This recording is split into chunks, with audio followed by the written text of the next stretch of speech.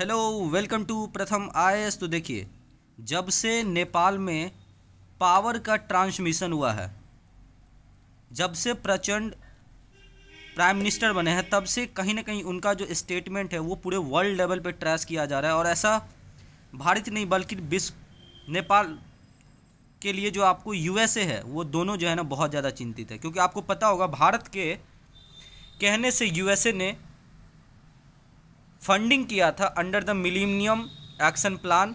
और इसलिए अब पूरे वर्ल्ड में जो फॉरेन पॉलिसी के एक्सपर्ट्स हैं वो बता रहे हैं और ये देख रहे हैं एक तरीके से कि क्या भारत और भारत के जो अलाइज है उनके लिए नेपाल एक क्रिटिकल क्रॉस रोड्स पे तो नहीं खड़ा है। तो इस स्टेटमेंट में हम लोग जानने की कोशिश करेंगे कि वो कौन सी स्टेप्स है चाइना की जो हाल ही में नेपाल में लिया गया है, जिससे फॉरेन एक्सपर्ट्स जो है, जो फॉरेन रिलेशन के एक्सपर्ट्स हैं, इस तरह की बातें करते हैं। तो चलिए, आप सभी का प्रथम आईएएस पे स्वागत है। और अगर अभी तक आपने हमारे चैनल को सब्सक्राइब नहीं किया देन डू सब्सक्राइब।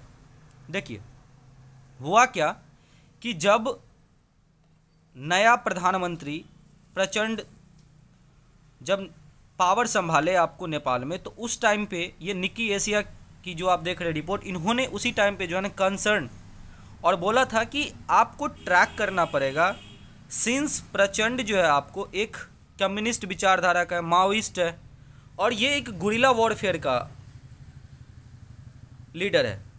तो उस टाइम पे लोग ने क्या किया, तो इसको इग्नोर किया, क्योंकि प्रचंड खुद उस समय पे स्टेटमेंट दे रहे थे कि हम इंडिया के साथ कोऑपरेशन करके चलेंगे और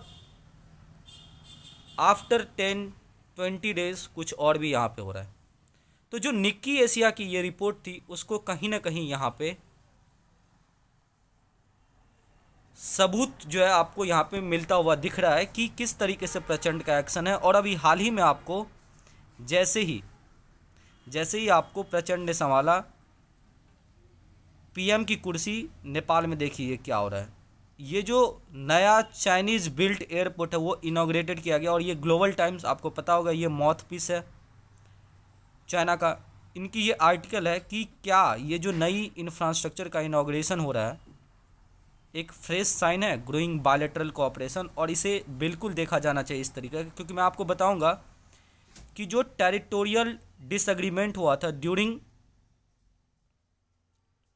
ओली, देखिए मैंने आपको एक वीडियो यहाँ पे प्लेलिस्ट में मैं आपको बता दूंगा कि क्या नया जो पावर शिफ्टिंग हुआ है नेपाल में, इसकी मैं लिंक आपको डिस्क्रिप्शन में दे दूंगा। वो इंडिया के लिए कंसर्न है और मैंने आपको उसमें बिल्कुल बताया था कि ये प्रचंड नहीं करेगा, ये तो प्रचंड आपको कठपुतली बन गया है किसका, ओली का, क्योंकि ओली को बदला लेना था आपको देवा साहब से।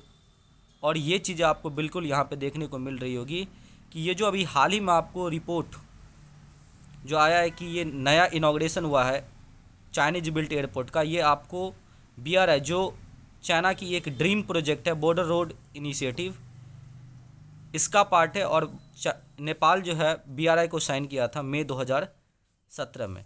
इतना ही नहीं, आगे और आप देखिएगा तो और आप इससे चौंकने वाले, क्योंकि चाइना की जो फंडेड प्रोजेक्ट है आपको वो अब नेपाल के रिमोटेस्ट एरिया और इवन जो ये प्रोजेक्ट है ये काठमांडू वैली के जो है ना बिल्कुल रिमोट एरिया गांव तक में जो है ना ये पार्टिकुलर एडिंग प्रोजेक्ट लाइक जो सोशियो इकोनॉमिक पॉलिसीज से रिलेटेड है, जैसे आप स्कूल्स बनवाना, छोटी छोटी रोड की कंस्ट्रक्शन। और इतना ही नहीं, नेपाल के जो एक्सपेक्ट्स हैं वो पॉजिटिव आउटकम, यहाँ पे जो फिजिबिलिटी स्टडी चल रही है क्रॉस बॉर्डर, जी हाँ, देवा साहब के समय में नेपाल बिल्कुल भारत के साथ टाइज कर लिया था और इसीलिए भारत ने एक तरीके से आज अ सॉवरेन नेशन यहाँ पे जो पॉलिटिकल शिफ्टमेंट होती है उस पर बिल्कुल यहाँ पे ट्रस्ट रखा। और इवन जब प्रचंड प्राइम मिनिस्टर बने फिर भी भारत की तरफ से पहला ऐसा रिएक्शन आया। हमारे प्रधानमंत्री पहले ऐसे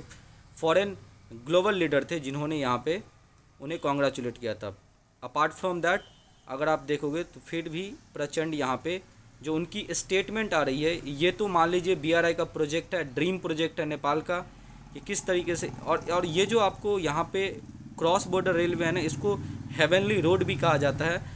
तो इस पे अगर नेपाल के एक्सपर्ट्स ही बोले कि यहाँ पे पॉजिटिव आउटकम्स आने वाली है, तो कहीं ना कहीं जो नेपाल सरकार की राय है वही यहाँ पे दिखती है, और फिर से BRI आपको एक्टिव होने वाला है। और ये चीज़ें आपको पता होगा कि ये जो रेलवे कंस्ट्रक्शन है ये गाइडोंग, ये साउथ चाइना की जिंजियान ऑटोनोमस रीजन है, वहाँ से लेकर के काठमांडू तक होगा। और ये एक तरीके से जो है ना स्ट्रक्चरल जो डिसएडवांटेजेज है लैंडलॉक कंट्री, जी हाँ आपको पता होगा कि नेपाल एक लैंडलॉक कंट्री है और भारत पे पूर्णतः रूप से यहाँ पे डिपेंडेंट है, और चाह रहा है नेपाल यहाँ पे कैटेगराइज करने का। तो चाइना की जो ये स्टेटमेंट है ग्लोबल टाइम्स में, ये सारी चीज़ें कहीं ना कहीं इनडायरेक्ट रूप से इंडिया को यहाँ पे टारगेट कर रहा है। यहाँ पे आप देख सकते हैं reduce the structural disadvantages of the landlock country. इससे आपको जो एक चीप रेट की आप बोल सकते हैं इन्वेस्टमेंट, और जो इन्वेस्टमेंट के बाद जो मैन्युफैक्चरिंग वहाँ पे इंडस्ट्री लगाया जाएगा, उसमें चाइनीज़ जो फ्लडिंग होगी वो बहुत ज़्यादा यहाँ पे बढ़ जाएगी। तो अल्टीमेटली कहीं जो फॉरेन एक्सपर्ट्स है वो चिंता जता रहे कि क्या अगला जो आपका डेट ट्रैप का विक्टिम नेपाल बनने वाला है, और ये देखने वाली बात होगी। और इंडिया को प्रॉम्प्टली इस पर एक्शन लेना चाहिए। हालांकि अगर देखिएगा तो नेपाल और इंडिया के बीच में कोई गवर्नमेंट टू गवर्नमेंट रिलेशन से ज़्यादा इम्पॉर्टेंट यहाँ पे पीपल टू पीपल कनेक्शन है। तो इस कारण से ये चीज़ें कहीं ना कहीं हमें थोड़ा वेट एंड वॉच सिचुएशन में देखना चाहिए। और ये चीज़ें आपको तय भी था, क्योंकि जैसे ही प्रचंड प्राइम मिनिस्टर बने, चाइना ने चेंज कर दिया अपना एम्बेसडर, और ये सब सारी चीज़ें केवल और केवल जो BRI इंस्टॉल्ड जो उस टाइम पे रुका हुआ था देवबा साहब के समय में, उसको फिर से एक्टिव करने के लिए जो है ना चाइना ने इस तरीके से किया था। और वो सारी चीज़ें आपको यहाँ पे जो स्ट्रेटेजिक पार्टनरशिप है उसको डिपेंड करने की कोशिश की जा रही है, और इसीलिए ये कंसर्न इंडिया के लिए बना हुआ है। हालांकि इन सब चीज़ों के लिए पहले जो फॉरेन पॉलिसी के एक्सपर्ट्स है वो ऑलरेडी बता चुके थे कि जो न्यू नेपाल में गवर्नमेंट बन रही है उस पर यहाँ पे इंडिया को मॉनिटर करने की ज़रूरत है, और बिल्कुल अब प्रॉम्प्टली इंडिया इस पर काम करेगा। और जो चीज़ें यहाँ पे जो निकल के आ रही है आप यहाँ पे देख सकते हैं, ये तो ट्रेड टू ट्रेड की बात थी, इंफ्रास्ट्रक्चर डेवलपमेंट की। अब तो आपको यहाँ पे एक तरीके से जो बाउंड्री इशू है वो भी प्रचंड यहाँ पे बिल्कुल